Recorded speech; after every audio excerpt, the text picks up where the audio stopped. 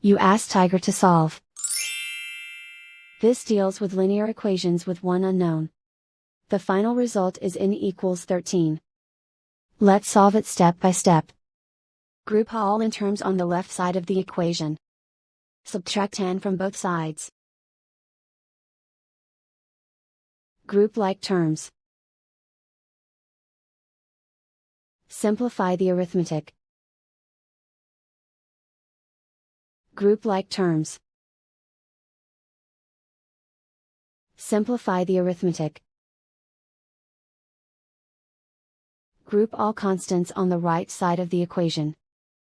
Subtract 41 from both sides.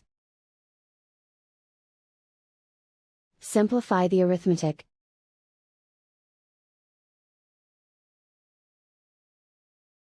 Isolate the n.